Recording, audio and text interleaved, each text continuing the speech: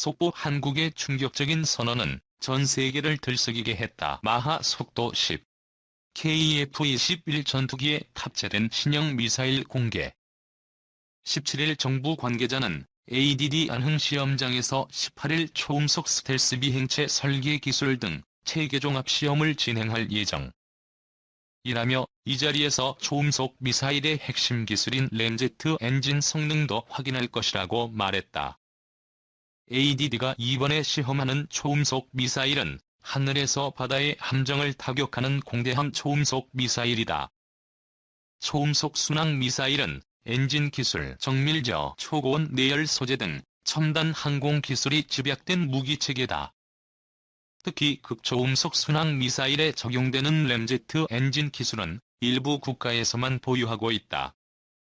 한국형 독침 무기 초음속 미사일 개발 후 FA-50, KF-21 장착 예정.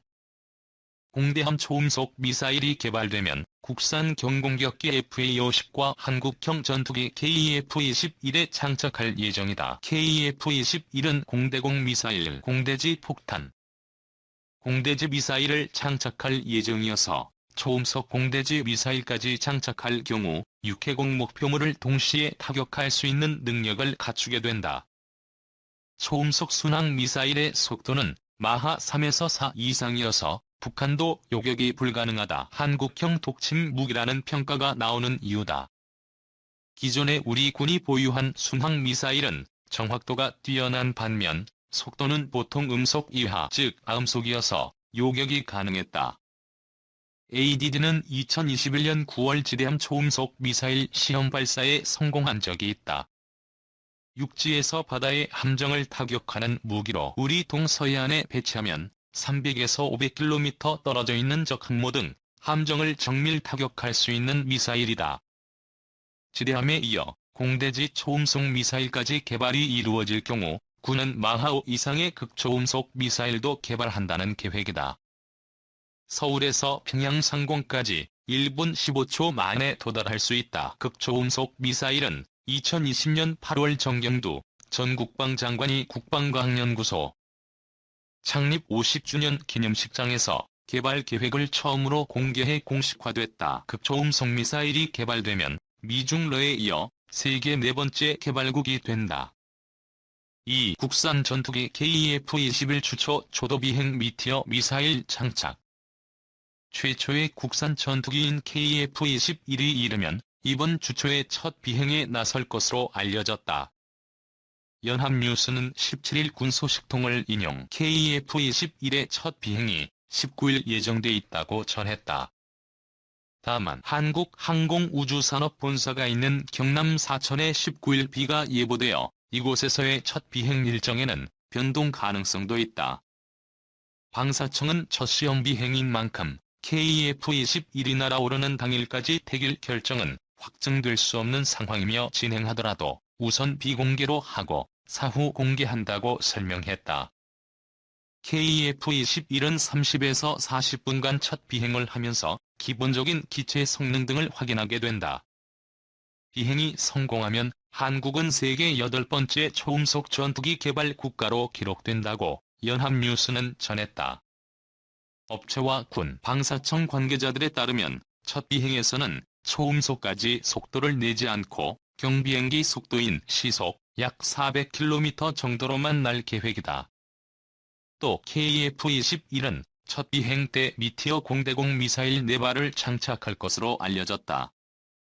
영국, 독일, 이탈리아, 프랑스, 스페인, 스웨덴 등 유럽 6개국이 개발에 참여한 미티어 미사일은 속도가 마하 4.5, 사거리는 200km 이상이다. 충돌 및 근접 신관과 파편 폭발형 탄두를 장착해 살상력이 뛰어나다는 평가를 받는다. 스텔스 전투기라도 피해갈 수 없는 속도로 비행하는 미티어는 아시아에서 한국이 최초로 운용한다.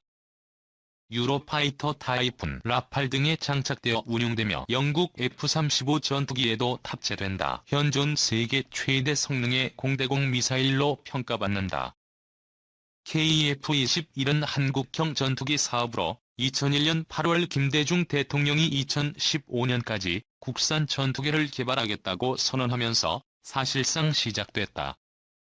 사업 타당성 분석, 탐색 개발, 작전 요구 성능 및 소요량 확정 등을 거쳐 방위사업청은 2015년 12월 카이와 체계개발 본계약을 체결하고 이듬해 1월 체계개발에 착수했다.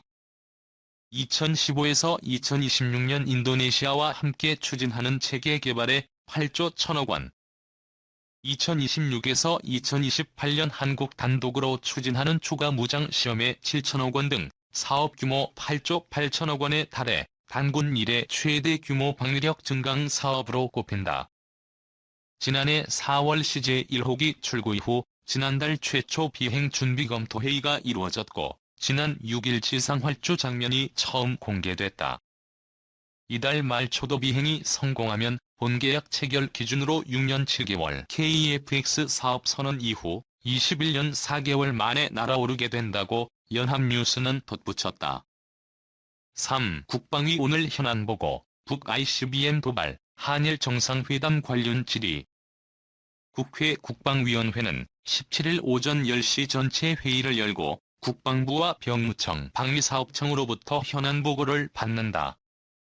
이날 회의에는 이종섭 국방부 장관 등이 출석해 전날 북한이 대륙간 탄도미사일을 발사한 것에 대한 우리 군의 대응을 보고할 예정이다. 북한은 한일 정상회담을 앞둔 전날 오전 동해상으로 ICBM 한 발을 발사했다. 북한이 사거리 5,500km 이상의 ICBM급 탄도미사일을 쏜 건 지난달 18일 화성-15형 발사 이후 올해 두 번째다. 한일 정상회담 이튿날인 만큼 한일 관계 정상화에 관한 질의도 나올 전망이다. 민주당은 일본의 국가안보 전략 문서 개정과 독도 영유권 주장에 대한 국방부 입장을 묻고 군사기밀을 공유하는 군사정보보호협정 정상화 등을 물을 계획이다. 전날 윤석열 대통령은 일본 도쿄 총리 관저에서 기시다 후미오 총리와 정상회담을 가진 뒤 정상회담에서 지소 미아 완전 정상화 선언했다고 밝혔다. 반면 민주당은 윤 대통령이 이번 방일 기간 중 일본이 수출 규제를 해제하기 전까지 지소 미아 정상화를 유예하고 일본의 독도 영유권 주장과 무분별한 도발 중단을 요구해야 한다고 촉구한 바 있다.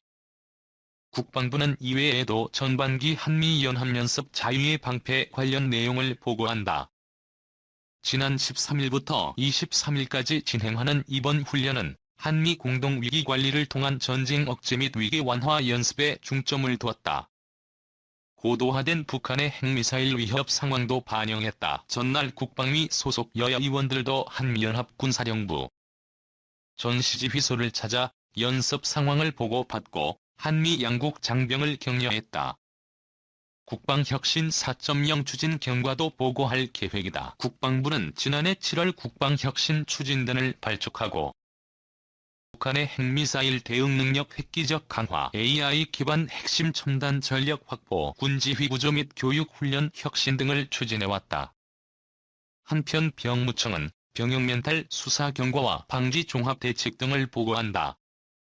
앞서 행정사가 병역 멘탈 브로커 역할을 하며 뇌전증 위장 수법을 전수한 사실이 드러나 수사가 진행됐다. 병무청은 검찰과 합동 수사를 통해 브로커와 면탈자, 공범 등 총 137명을 기소했다. 재발 방지를 위해 병무청은 뇌전증 신체 등급 판정 기준을 구체화하고 추적 관리와 모니터링 체계를 강화하기로 했다. 방위사업청은 한국형 전투기 KF-21 양산 준비 현황 등을 보고한다. KF-21은 지난해 7월 최초 비행 후 지난 1월 초음속 돌파를 거쳐 현재 남은 비행시험을 정상 진행 중이다. 4. KF-21 보람의 전투기 초음속 비행 성공. 윤석열 정부 국산 전투기 개발 사업 지속 의문. 국산 초음속 전투기 보람의 CJ1호기가 17일 첫 초음속 비행에 성공했다고 방위사업청이 공개했습니다. KF-21 보람의 전투기는 첫 시험 비행한 지 6개월 만에 초음속 비행에 성공한 것으로 향후 다른 CJ기들도 테스트를 할 것으로 알려졌습니다. KF-21 전투기는 오늘 오후 2시 58분쯤 경남 사천 공군 제3훈련비행단에서 이륙한 뒤 남해 상공에서 고도 4만 피트로 비행하면서 오후 3시 15분쯤 처음으로 마하 1을 돌파했습니다. KF-21은 지난해 7월 최초 비행에 성공한 뒤 현재까지 80여 회의 비행을 거쳐 고도와 속도 등 비행 영역을 확장시켰는데 6개월 만에 초음속 비행에 성공했습니다. KF-21 보람의 전투기는 4.5세대 전투기로 우리 공군의 주력 전투기로 채용될 예정이면서 한편으로 수출을 목적으로 다양한 파생형이 구상되고 있는 상황입니다. KF-21 보람의 전투기는 2026년까지 체계 개발 과정을 거쳐 공대공 무장 적합성을 검증받고 나서 우리 공군의 전력 전투기로 채용될 예정이고 이후 2028년까지 공대지 공격 능력을 갖춘 전천후 전투기로 120여 대를 전력화할 예정입니다. 이와 함께 인도네시아도 초기 개발부터 함께 참여하여 일부 완제기를 넘겨받을 예정으로 4.5세대 전투기가 필요한 국가들의 수출용으로 제공될 예정입니다. 공군의 전력화 이후 해군의 한국형 함재기로 추가 개발이 가능할 것으로 예상되는데 짧은 비행갑판을 감안해 수직이 착륙이 가능한 형태가 될 것으로 예상됩니다. 아울러 5세대 스텔스 전투기로의 성능 향상도 예상되는데 일본이 6세대 전투기 개발을 영국과 함께 추진하고 있어 5세대 전투기 개발과 6세대 전투기 개발을 동시에 진행할 수도 있어 보입니다. 다만 윤석열 정부에서 KF-21 보람의 사업을 성공시킨 주역들이 대거 윤석열 대선 캠프 인사들의 밀려나 자리에서 쫓겨나 후속 개발이 제때 이루어질 수 있는지 의문인데 이 때문에 작년 윤석열 대통령 취임 초에 미국 스텔스 전투기 F-35 라이트닝 20대 추가 구매가 국산 전투기 개발 사업의 중단을 예고한다는 소문이 돌기도 했습니다. 윤석열 정부에서 이전 문재인 정부에서 추진하던 모든 사업을 포기하거나 후퇴시키고 있어 국산 무기 개발도 마찬가지 운명이 될 것이라는 우려가 나오고 있습니다. 이에 따라 한국 항공우주산업 가히의 실적에 빨간불이 켜지고 있는데 미래가 불확실한 방산 무기를 구매해줄 해외 고객이 없기 때문입니다. 5. KF-21 보람의 복자기 시험 비행과 한국형 타우러스 KF-21 보람에는 2021년 4월에 첫 시제기를 출고했습니다. 보람에는 엔진 국산화가 미비하여 국산화율이 65%이지만 그 밖의 핵심 기술은 우리 손으로 이뤄냈습니다. 그래서 엔진은 미국의 G4 엔진 F410-4G200K를 쓰고 있습니다. 항속거리는 2,900km이고 최대 속력은 마하 1.81로 알려져 있습니다. 다만 연료통을 더 부착했을 때 가능한 수치입니다. CJ 1호기가 음속 마하를 돌파했습니다. KF-21은 쌍발 엔진과 함께 스텔스 기술이 적용되었습니다. 무장 탑재량은 7.7톤입니다. KF-21은 수천 회의 시험 비행을 거칠 예정입니다. 그래서 보람의 시제기가 우선 6호기까지 출고될 예정입니다. 전투기는 1인승과 2인승이 있습니다. 1인승을 단적이, 2인승을 복작이라고 합니다. KF-21 보람에는 CJ4호기와 6호기를 복자기로 출고시키고 이를 시험비행시킬 예정입니다. 그리고 이번에 첫 복자기인 CJ4호기가 시험비행에 성공했습니다.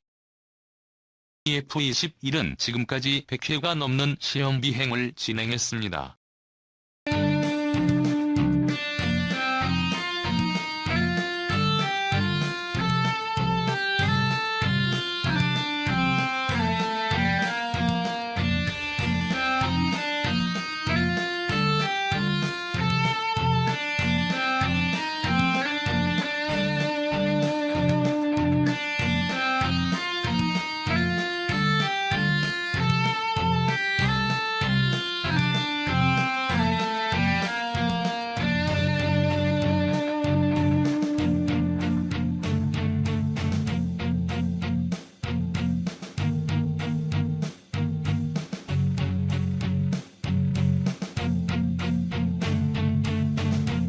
차이점은 없습니다. 그래서 연료, 총용량이 단조기보다 2,000파운드 적다고 합니다. 복자기는 이후 조종사 훈련과 교육에 쓰일 수도 있습니다. CJ 4호기의 꼬리 날개는 노란색의 항공기 상승 모습을 띠고 있습니다. 군사 장비에 조금이라도 관심이 있는 분은 타우러스에 대해 들어보셨을 것입니다.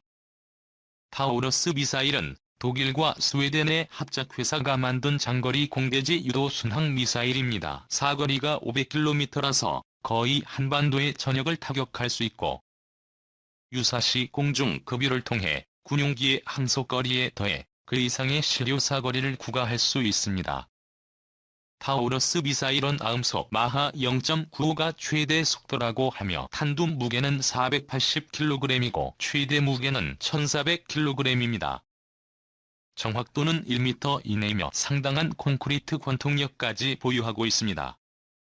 방위사업청은 2028년까지 약 2천억 원을 투자하여 보라매에 탑재할 장거리 공대지 유도 미사일 체계를 개발한다고 밝혔습니다.